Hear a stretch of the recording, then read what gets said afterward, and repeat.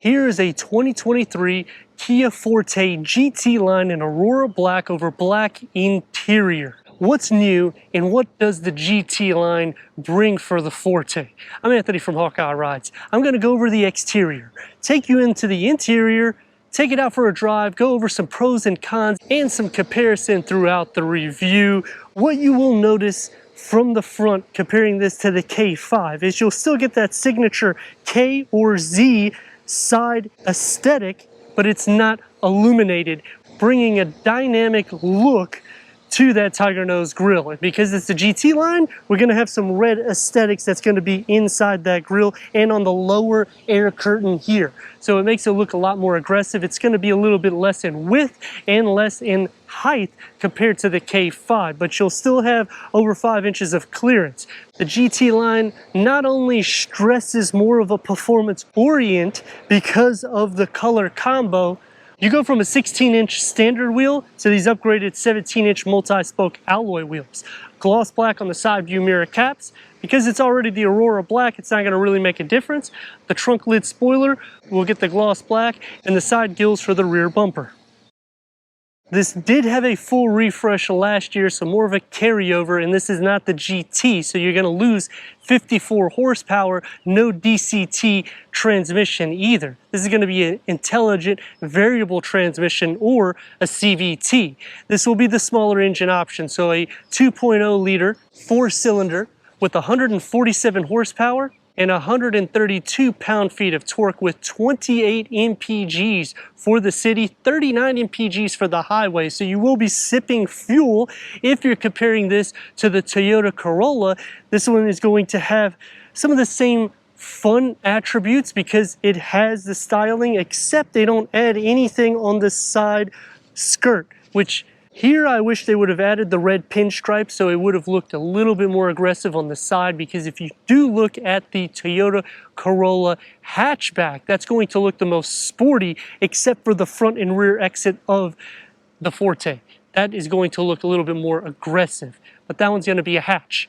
When you look at the sedan, it's a little bit more settle, and when you go into the Civic, they're going for the slope roof line, so you're not going to lose headroom here, nor will you lose storage capacity in the cargo. As for the Nissan Versa, it's going to look a little bit more of a traditional sedan, so this is going to still have more of a sporty cue, especially onto the rear because we don't have any exhaust outlets. We just have these side vents here that mimic it with the grille pattern that goes in between, but we still keep a sporty attribute taking it into the rear with LED tail lamps that wrap around to the Kia badging.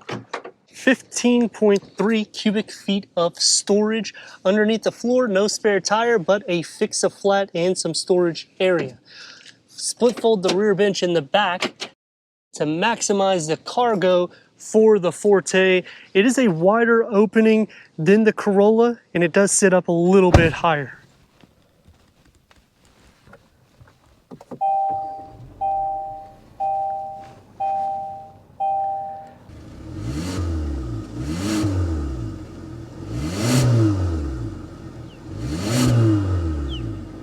Premium package adds the 10-way power seat adjustment for the driver, heated and ventilated front seats, Syntec seating materials throughout the interior, 6-way manual adjustment for the passenger. The dashboard will be a more settled setup with the circular air vents on the side, more of a rectangle air vents in the center, satin aluminum, upgraded 10.25 touchscreen navigation, Kia Connect, Apple CarPlay, Android Auto, Sirius XM, AM, FM, streaming Bluetooth audio. Put it into reverse. We got a reverse camera with trajectory that expands when you turn the steering wheel. When you click here, you have a couple different options for the camera layout.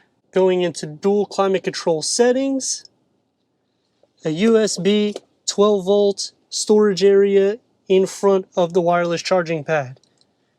Heated and cooled seat switches, the driver mode select, which can toggle through normal, sport, and smart.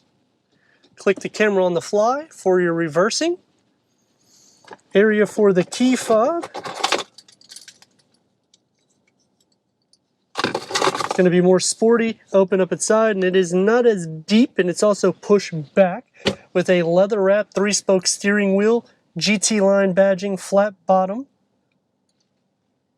multi-function, adaptive cruise control, lane keep assist, the stocks, 4.2 TFT display that can have the navigation, different settings for the vehicle, an array of information for the driver. The door panels, it's going to be more everyday materials except for where it needs to be, but it's still sporty. One touch up and down only for the driver, and a beverage holder in the center of a medium storage pocket. Headroom, 38.8 inches. Legroom, 42.2 inches. It is a wide footwell for the front occupants, so for a long journey, you have plenty of room to stretch out. For the back seats, 37.5 inches of headroom, 35.7 inches of leg room. Where the rails are, they're pushed up enough.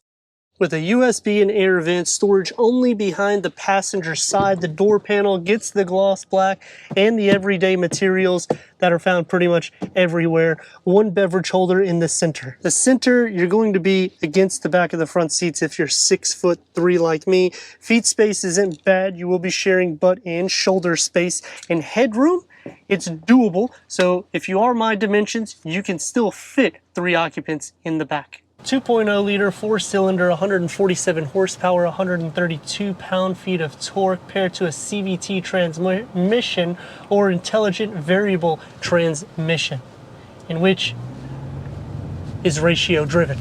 And here we go.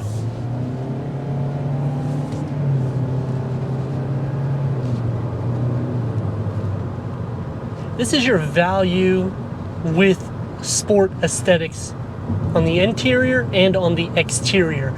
You get the flat bottom steering wheel, so for that fun drive, you're going to feel it here and there just by the aesthetics. It's not going to have that wow factor because you are losing 52 horsepower compared to the actual GT, which will give you a 0 to 60 about 1.5 to 2 seconds quicker than this, but you're sipping fuel with this, so you got to take a give and take whenever you're looking at which vehicle is better to option.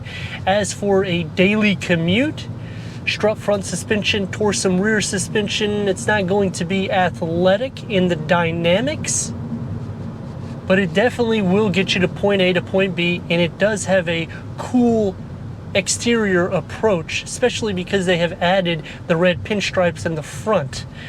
That way it looks like a smaller K5 with the sports attributes. There are some pros and cons, so to touch bases on that, even though this is under 30 grand, you do still get a lot of car. So what I like is that you're getting the power seat adjustment for the driver, you're getting the flat bottom steering wheel, you're getting the trunk lid spoiler, you're receiving the pinstripes, so it gives you that style cue, and it also still has the little K or Z's that are in the front of the headlamp assembly. Even though they don't illuminate, it goes all the way right where the Kia badging is, which makes that tiger nose grille pop a little bit more, giving that aggressive approach. I'm going to show you some of the performance now.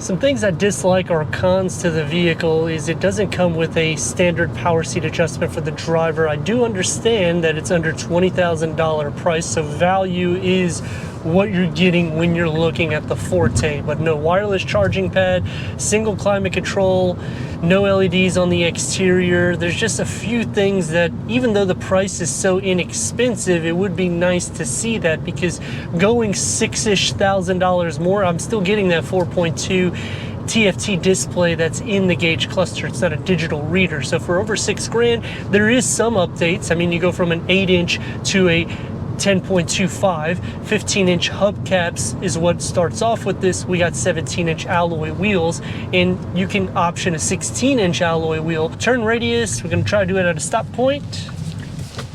Receives about 2 lanes, and let's rock and roll.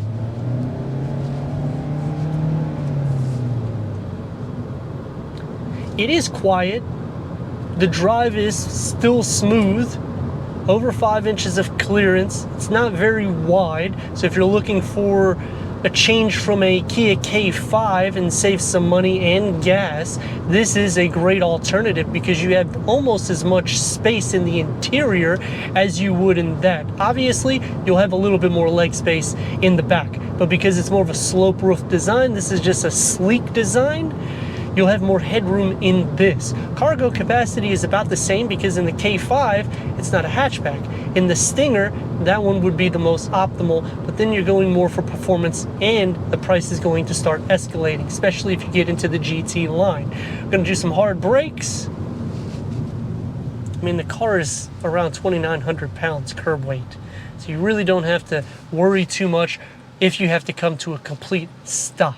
Comparing this against the Toyota Corolla, the front is going to be just as airy as that model, but you'll have more interior space in the back. Plus, these seats actually come out more, so it doesn't just hold your butt area, it holds some of your legs. So if you're a tall person, this is a vehicle that you can option and you will enjoy the ride. But it will be one of the least performance in its class, but it's also one of the least priced in its class. So even going against a Nissan Versa, that one's going to be a little bit longer than this one, and in the interior space you're going to have a little bit more cargo in this, but they give you a little bit more leg room there. It's kind of a give and take. I do like the GT line. I would prefer to get the GT if it was me purchasing this vehicle for a few $1,000s more if you could score it. 54 horsepower more is a little bit more of a night and day difference because it's also paired to that DCT transmission, which makes the gears change a little bit more quicker. That gives you the optimal 0 to 60s. You will lose in the fuel economy, but again, it's a daily vehicle that also gives you performance, whereas this is your daily vehicle and it looks performance driven. Let me know your thoughts in the comments. If you're new to the channel, consider subscribing and check out the next video, the merchandise website and Instagram. Leave a comment and a like, and I'd like to thank Regal Kia for giving us this 2023 Kia Forte GT line.